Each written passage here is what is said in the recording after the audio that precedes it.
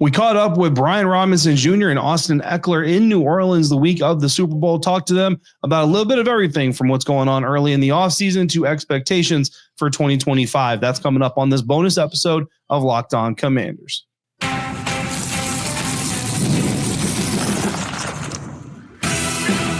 You are Locked On Commanders, your daily podcast on the Washington Commanders.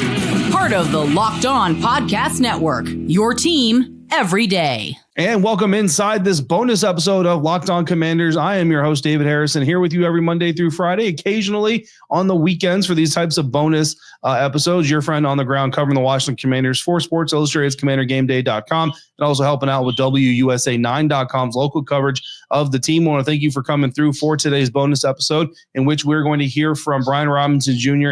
and running back Austin Ekeler about a number of things that we want to talk to these guys about during the offseason. Every day, or those of you who come through every day, especially for these bonus episodes on the weekend, I want to give you a special thank you for being an everydayer. And if you haven't already out there, please subscribe for free on YouTube or wherever you are listening to this episode. If you're new to the show, thanks for giving it a try. This is a little bit of an abbreviated version of the show, interview-only episode. So make sure if you like what you hear, you come back, check out a regular episode of Locked On Commanders. It's a daily podcast, 5 days a week, all part of the Locked On Podcast Network, your team every day.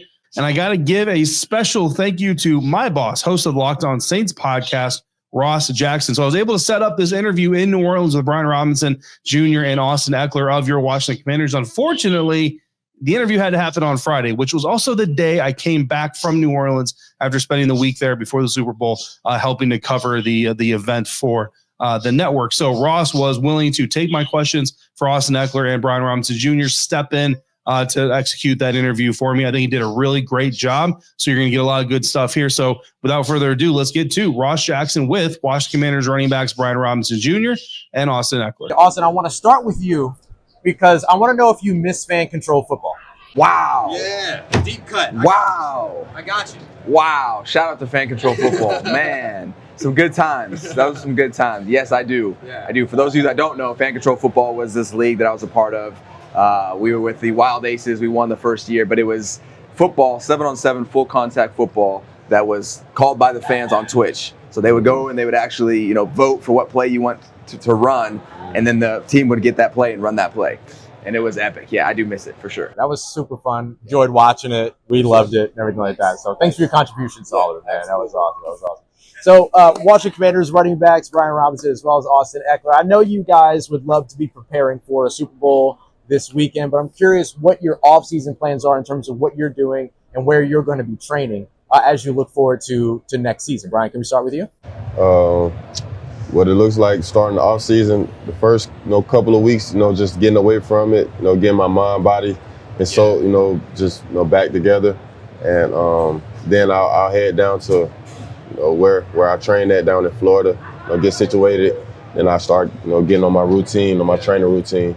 But I take the first 2.5 weeks off to just rest and recover, and then I hit the ground running. Smart. That recovery is like physical and I'm sure. It's crucial. It's just as mental as it is physical. Facts. The season is long, and you start to get to the end, and it's dragging. You're like, all right, here, come on, get to the light at the end of the tunnel, and then you start playoffs, right? You get to earn some extra work. You're going for a world championship, so it feels much better, mentally anyway. Yeah. But the body's still beat up. So like B-Rob was saying, like it is crucial to get some time off to kind of get yourself back right, so that hey, I can actually get myself to where I'm ready to start training again. I'll be out in Las Vegas, is where I reside, but still pretty salty. I know B is too. We were so close. And, for us, I mean, we're like 3 weeks out from playing. So the ankles, the knees, the neck, the hands. So it's like, hey, this game is brutal. So you got to take some time off before you start that. Does it happen that, like, after you've closed out the season, stuff starts hurting you didn't realize was hurting beforehand? Nah. If it's hurting, it's been hurting. For sure. It's been hurting. If anything, it's like things that you've been having going on during the season starts to calm down because you're not going at that pace anymore, and you can let your body rest, more, and that allows your body to heal and recover. For sure. That makes sense. So, Brian, if I can ask you, just handling kind of the early part of the offseason, we were just talking about like the mind, the body, everything like that. Just kind of like what's kind of the status for you right now? I think there was a leg injury and all these other. Feel free, man. Go ahead. This thing is massive. It won't even go in the dang tray. So that was. But how are you doing in terms of that process of getting the body right? I'm doing great, honestly. Like you said, I've been 3 weeks removed from the season, so I've had time to, rest and recover, from, anything that I've had going on with me, 3 weeks ago. So I feel much, much better coming off the season, just, being away from football for a couple of weeks and, allowing my legs to, fully heal. So I feel in a very better spot than I was like a couple of weeks ago. Awesome. I'll let you keep going at those. Brian, what would you say is the goal for next season? Not just for you, but also considering that y'all were in the national. Is that a real question? I want to know. I want to hear it. I want to hear it. You already know the answer to that. I think we just got to build on, our foundation, and every single guy that was a part of that, need to find a way to take the next step, to what best help, contribute to the team, especially in those critical times in the season, when we can when it's time to play our best football, and guys be overly prepared for that, based off of the step or two we take in the off season. Great answer. I want to build off of that because every team's not the same. So our team next year is going to be different than what we have this year. And like you were saying, like being able to build back up where we were, it doesn't just happen because you made it once, right? We've seen those whole organization flip, right? Well, they can go back, right? So it's our job to make sure we establish the standard that we have, we maintain that, and for the new guys coming in, that we say, hey, like this is how we do things, this is what we expect, and then hopefully that results in some wins. Now they're talking about some questions around extending the season. Absolutely not. Absolutely not. So Austin, you play a large role in the NFLPA. So what makes it so kind of cringeworthy for you? You saw it because that's exactly the word I used. So Roger has been poking around 18 games. And, for us as athletes, for us as players, like it's hard enough to get through 17. Yeah. If you go look at all the starters in the NFL, maybe exclude the quarterbacks, look at all the different positions and see, I would like to know the percentage of everyone that actually gets through the season. Most of us don't. And so now you're talking about extending to our 18th game. Like you're already putting us in harm's way as far as going from 16 to 17. And we were fighting against that. And now you're looking for more. And if it's to increase revenue, there's other ways to do that. So, for our membership, we definitely know that, hey, we are opposed to that 18th game for sure. Is there anything that would move you to be on board with? No. Not right now. Not right now. Not that we've discussed. Appreciate your thoughts on that, man. Means a lot too, because we're in the locker rooms, we see what you go through and everything like that. So a conversation like that is one of those things that maybe just kind of gets lost on the wayside in terms of what the actual experience is, like what it actually means to have. Yeah, so it was just good to get our narrative out there as far as like players, because we know the NFL side's been pushing that out there, and so we just want to let them know, hey, we also have an opinion on that as well. The conversation's just getting started. We still have more with Ross Jackson, Brian Robinson Jr., and Austin Ekeler here on this bonus episode of Locked On Commanders, part of the Locked On Podcast Network, your team every day.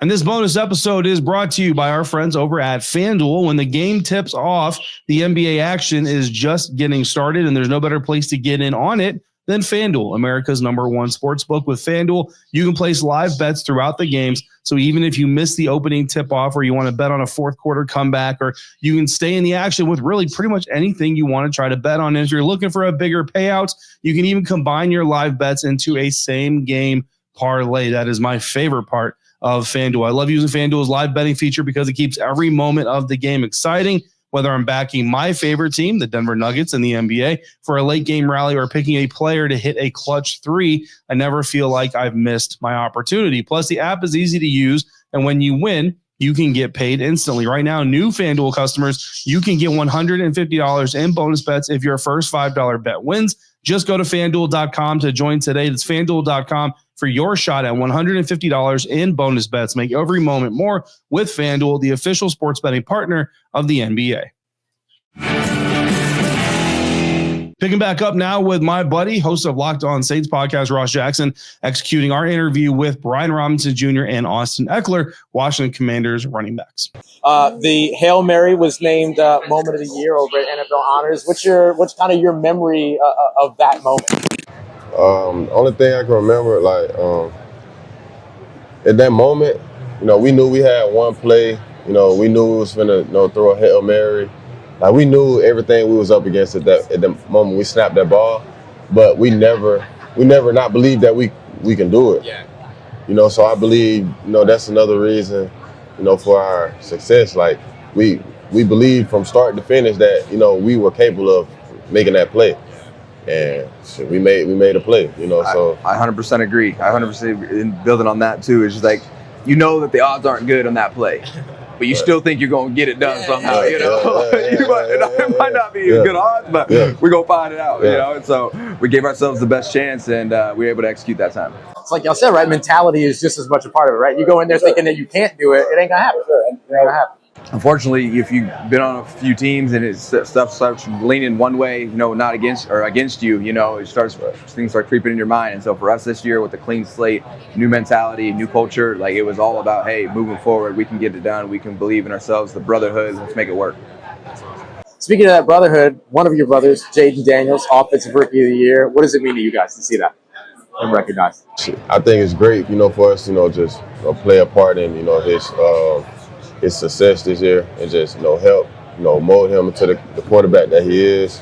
And, it's great just seeing him walk across that stage, because I remember, his first day in there, he didn't know exactly what he was getting himself into, but you got guys like us that, easily make guys comfortable, to just go out and be themselves. And you see that progress in him week in and week out. Just see him just growing into his shoes. You got guys like us that, keep him grounded, to keep him motivated to just continue to get better. And he demands a lot of himself, and it's like I'm still kind of amazed by the success he had this year. Yeah, I'll say one thing that I'm proud of Jayden is just, you said it, but how grounded he is. He's not a selfish player. Obviously, he's very successful. He comes in there ready to work, ready to be around the team. And that's a lot. That says a lot, and that also means a lot to us as players because I've been around different types of scenarios or seen different scenarios where it seems like a guy's really isolated or selfish because hey, you're the quarterback, you're in that spot, and you can be because you're the quarterback, you run a lot of stuff and that's your personality. But his personality is really with the team, about the brotherhood as well. And like B said, we have a lot of vets around him that have continued to help put into his success, but also keep him in a place where, hey, he's still grounded with us. I know I always see him and Bobby going back and forth. Bobby Wagner, the stuff always cracks me up. So happy to be back with him next year. Speaking of back with him next year, I'm going to ask you a question. We're going to get serious for a second. Did Dan Quinn get snubbed? Should he have been Coach of the Year? I believe so. Who got it? Kevin O'Connell. Okay, they had a good season too. Oh no, there were a lot of good candidates, right? I think Dan Quinn definitely deserved it, man. Just walk in the building that he walked into and paint the picture that he painted over that place, in such a short time span. It's not going. The shortest time span. Right. He flipped the whole organization, a whole culture, a whole city. Never seen that. I don't see that happening again. He flipped the whole city with our culture. Obviously, there's a lot that goes into it, but he was the lead man of that. He was the mouthpiece. Yeah, and that wasn't a fluke, what they saw in 2024, right? That is the new standard for the Washington Commanders. There it is. Definitely. There it is. And like I said, he's the mouthpiece of that. He was the one who was, putting us in the direction, and then we got to go push that direction. And so, yeah, I definitely think he was very, very deserving. I don't know the whole, O'Connell situation and what that Sure.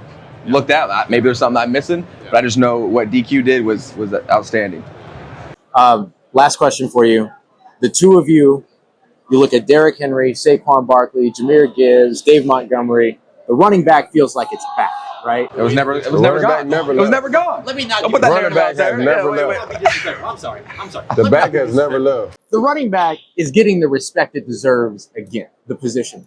How much do you feel proud to be a part of that? I think it should be. Let me say it that way. It should be. Because until I start seeing contracts, I don't know. I don't think it is. So that was going to be my next question. So how do you feel like what y'all are doing could potentially impact that, as well as, of course, making running backs draftable in the first round again in terms of. Comes down to being what we have been, right? You be a playmaker. And if you're a playmaker, you're going to get what you deserve, or you should anyway. You shouldn't be labeled by, okay, well, you're a running back, so we can't pay you that much, but you make a huge impact on your team, so you should be paid on that. You should be paid on the impact that you make on your team no matter what position you play. And so that's what I'm advocating for all the RBs. Yeah. Agreed, definitely. Yeah. That's going to wrap up this bonus episode. I want to thank you again for coming through for this episode. Of course, we will be back Monday with a whole new mock draft Monday. There's going to be a theme and a goal here, an objective we try to satisfy. So make sure you come back for that. In the meantime, if you've got questions or comments that you want to pass on to me directly, you can do so by texting me. And you can do that by going to joinsubtext.com/LockedOnCommanders. For your next listen, check out the Locked On NFL podcast. Hold to new format twice per day. You're getting Locked On NFL national coverage. So make sure you check that out. As always, I want to thank you for making Locked On Commanders your first listen of the day, every day, every dayers. Thank you, as always, for coming through every single day. Until we speak again, if you're out and about, please be safe, be kind, and I'll see you right back here next time for another episode of Locked On Commanders, part of the Locked On Podcast Network, your team every day.